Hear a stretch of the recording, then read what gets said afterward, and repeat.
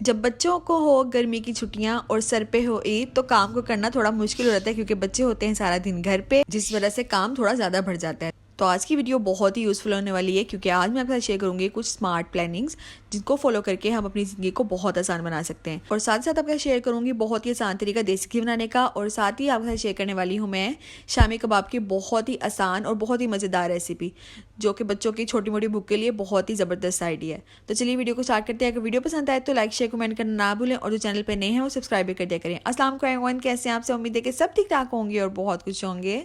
तो ये है जी सुबह सुबह का टाइम। सुबह उठते साथ ही मैंने क्या किया, फ्रिज को ऑफ कर दिया और उसके बाद मैं सो गई थी। और जब मैं उठी तो सारी जो है ना बर्फ़ वो मेल्ट हो चुकी है, बहुत ही ईजीली ये उतर जाएगी। ऐसा मुझे करना नहीं पड़ा बिल्कुल भी कि यहाँ नमक डालो, होता ना बहुत सारे हैक्स आपने देखे होंगे, या गर्म पानी फ्रिज में रख दो।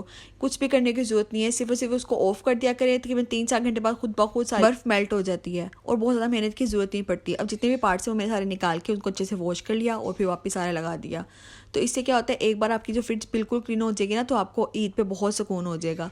और आपको पता है कि गोश्त रखना होता है तो बहुत ज़्यादा स्पेस यूज़ होती है। अब जितनी भी फालतू चीज़ें थी ना वो सब मैंने इसमें से फ्रिज में से निकाल दी। जैसे मलाई इकट्ठी हुई होती है, या कोई भी ऐसा लेफ्ट ओवर सालन पड़ा होता है जो हम कहते हैं हम खा लेंगे लेकिन हम कभी भी नहीं खाते, या कोई फ्रूट्स पड़े होते हैं। इस तरह से आज मैंने बहुत ज़्यादा जो है ना वो काम किया। मेरा इस फ्रिज की वजह से काफ़ी काम बढ़ गया था, लेकिन इस बात का सुकून भी हो गया कि मेरा जो डीप फ्रीज़र था और फ्रिज था वो काफ़ी हद तक जो है ना वो क्लीन हो गया।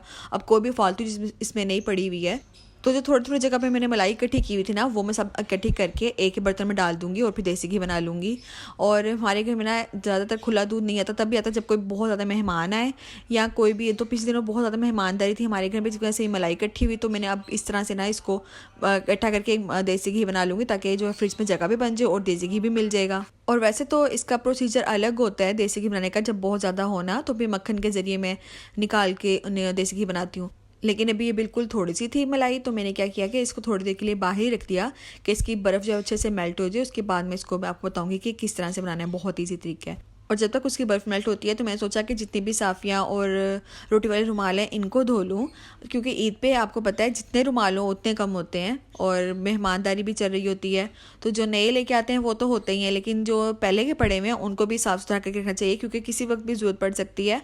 और फिर जब गंदे किसी के हाथ आए तो कितना एम्बेरस होता है ना इंसान।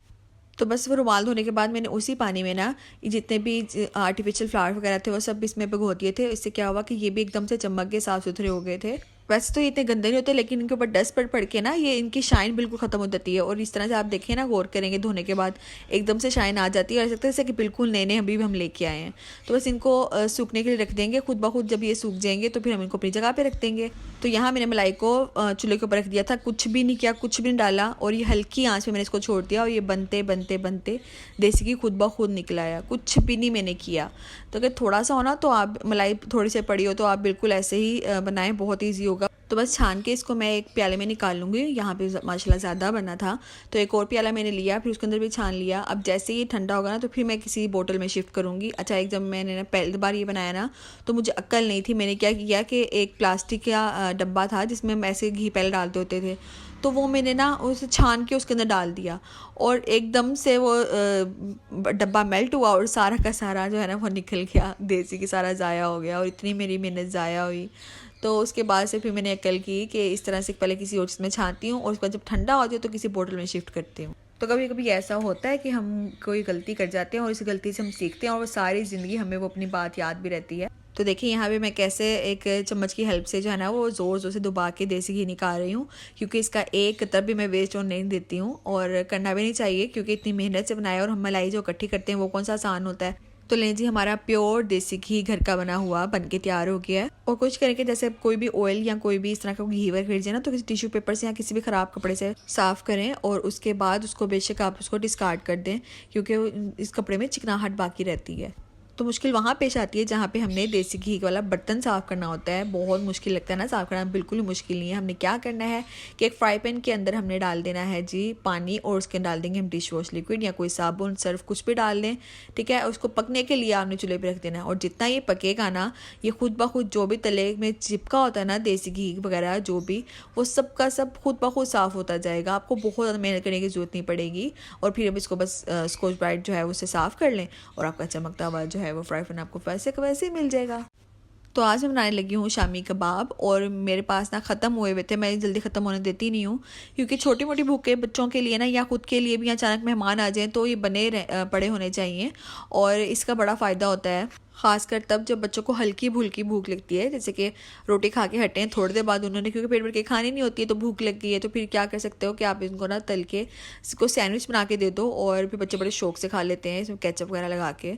तो मैं तो ऐसे ही करती हूँ। तो रेसिपी देख लेते हैं। सबसे पहले मैंने 2 कप चना दाल ली, उसको भिगो दिया था तकरीबन भी 3 घंटे के लिए। उसके बाद मैंने क्या किया, इसके अंदर सबसे पहले गरम मसाला सारा डाला है साबित, और साबित फिर मैंने इसमें प्याज लहसुन अदरक डाल दिया। उसके बाद नमक मिर्च हल्दी बिल्कुल ऑप्शनल है, कुछ लोग डालते हैं कुछ लोग नहीं डालते, मैं भी कभी कभार डालती हूँ, इस बार भी डाला था और टिक्कियों का कलर काफ़ी अच्छा आया था। उसके अलावा इसमें गोल वाली लाल मिर्च जाएगी, साबित गोल मिर्च। उसके अलावा इसमें मैं डाल रही हूँ ब्रेस्ट पीस चिकन का, और हाफ ब्रेस्ट पीस डाल रही हूँ, और हाफ को मैं ना मैरिनेट करके रखूँगी, वो भी मैं आपसे आगे शेयर करूँगी।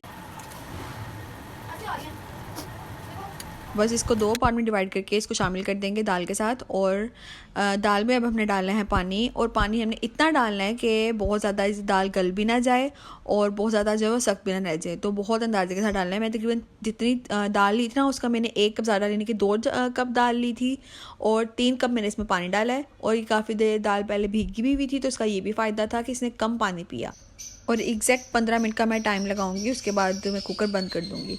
फिलहाल जब तक कुकर चल रहा है मैं क्या करूंगी कि इसकी कटिंग कर ली मैंने, जो ब्रेस्ट पीस हाफ बचा था, और उसको मैं मैरिनेट कर लूँगी। जितने भी स्पाइसेस घर में पड़े हैं वो मैंने सब इसके अंदर डाल दिए। तो इससे क्या फ़ायदा होता है कि जब ये मैरिनेट पड़ा हो ना, किया हुआ पड़ा हो, तो बहुत फ़ायदा होता है। इसमें पराठा रोल बन जाता है, किसी भी पास्ता सैंडविच या स्पैगेटी किसी में भी यूज़ कर सकते हैं। और अब जब बच्चों को स्कूल से छुट्टियां हैं तो बेवक्त इनकी भूख जो है ना वो हमें बहुत तंग करती है। हमें समझ ही नहीं आती कि इनको क्या जल्दी से बना के दें, क्योंकि खाने का टाइम तो होता नहीं है। तो इस तरह छोटी मोटी चीज़ें अगर बना के रखी होंगी ना तो आपको बहुत फ़ायदा होगा, और आपका जो है ना इतनी गर्मी में किचन में खड़ा नहीं होना पड़ेगा, और इस तरह करके तैयारी करनी नहीं पड़ेगी कि पहले ये बनाऊँ तो वो मैरिनेट करूँ।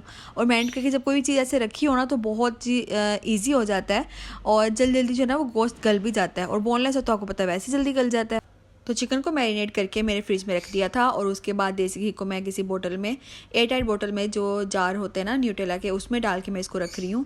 और इससे क्या होगा कि ये बहुत लंबे अरसे तक रहेगा, और उसको मैं फ्रिज में रख दूँगी, जब ज़रूरत होगी तब मैं निकाल के यूज़ कर लूँगी।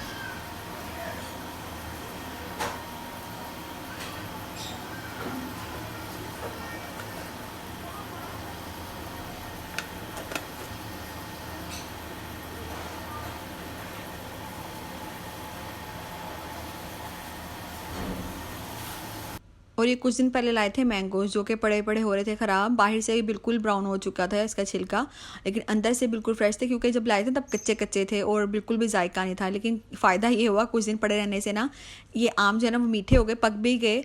और मैंने क्या किया, इनको कटिंग करके ना खड़े खड़े यहाँ पर ही, तो इसको फ्रीज़र में रख दूँगी। और कुछ दिन तो बहुत सुकून हो जाएगा कि जब मैं मिल्क शेक बनाना हो तो जितने मुझे मैंगो चाहिए मैं इसमें से निकालूंगी और दूध में डाल के शेक आराम से बना लूँगी। ये वहाँ पे मेरा 15 मिनट का तकरीबन भी टाइम पूरा हो गया था, और फिर मैंने प्रेशर जो है ना वो ऐसे ही बंद रहने दिया ताकि कोई भी कसर में हो ना दाल में तो वो पूरी हो जाएगी।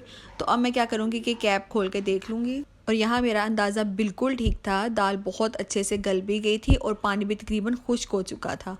और जितने भी खड़े गरम मसाले हैं ना वो सब मैं हाथ से निकाल लूँगी, और जो चिकन का ब्रेस्ट पीस था ना उसको मैं साइड पे निकाल के उसके हाथ से रेशे रेशे कर लूँगी, इस वजह से क्योंकि जब हम इसको ब्लेंड करते हैं या कूटते हैं ना तो वो चिकन उसमें सारा मिक्स हो जाता है, जिसकी वजह से ना रेशे रेशेदार कबाब नहीं बनते हैं। तो मैं क्या करूँगी कि इसको साइड पे निकाल के इसके पहले रेशे रेशे कर लूँगी, और उसके बाद मैं इसको जो है ना दाल को ब्लेंड कर लूँगी। वैसे तो 2 डंडे में मैं अक्सर कूटती हूँ, लेकिन आज मेरे पास टाइम बहुत कम था, मेरे पास काम बहुत ज़्यादा थे और मैं थक भी बहुत गई थी, और अभी मैंने खाना भी बनाना था। तो मैंने क्या किया कि दाल को मैंने साइड पे भिगो दिया था, जो मैंने आज दाल बनानी है यही दाल, चने की दाल थोड़ी सी ली और थोड़ी सी मैंने ली मूँग की साबुत दाल, उन दोनों मिक्स करके रख दिया था ताकि भी मैं ना जल्दी से दाल चावल बना सकूँ।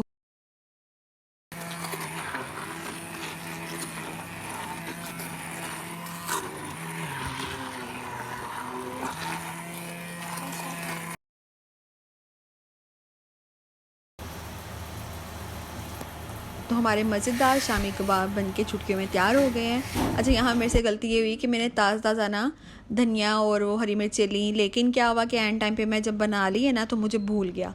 तो मैंने अब इसके लिए बहुत ही मज़े की टिक्का से शेयर करती हूँ कि अगर आप भी ऐसे धनिया डालना भूल जाएँ तो क्या कर सकते हैं कि एक अंडा लेना है आपने, या 2 अंडे जितने भी आपने शामी कबाब तलने हैं उसके लिहाज से, तो आपने इसके अंदर धनिए को धो के डाल देना है, सही है। और फिर जब आप टिक्कियाँ इसके अंदर डिप करके तवे पे रखेंगे ना तलने के लिए, तो ऐसे क्या होगा कि धनिया इसके ऊपर ऊपर लगेगा, इतना प्यारा लगेगा ना, ग्रीन ग्रीन सा टच आएगा। तो बहुत ही ईजी और बहुत ही मज़े की टिप है, लास्ट में आजमाइएगा और आपको बहुत फ़ायदा होने वाला है।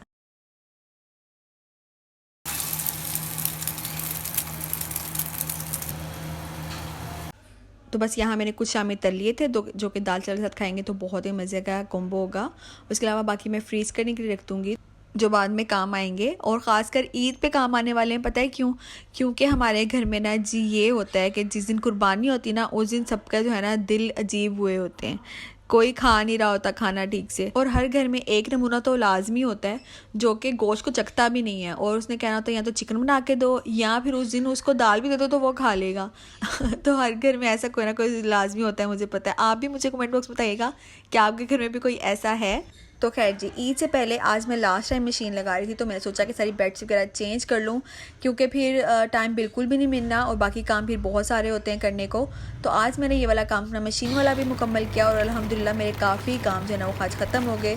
मशीन लगाने के फ़ौरन बाद कारपेट भी धुल गया, साथ ही मैंने बेटा भी आ गया था, उसने मेरी बहुत हेल्प करवाई कारपेट धुलवाने में।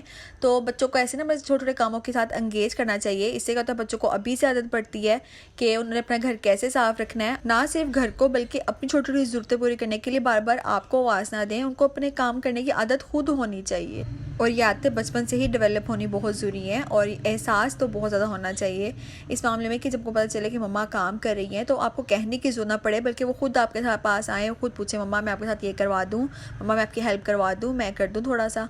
तो आप बेशक मना कर रही होती हैं करने के लिए, लेकिन फिर बच्चों का खुद दिल करता है कि हम मम्मा के साथ एंगेज हों, मम्मा के साथ बातें शातें भी करते रहते हैं और जल्दी जल्दी काम भी हो जाता है।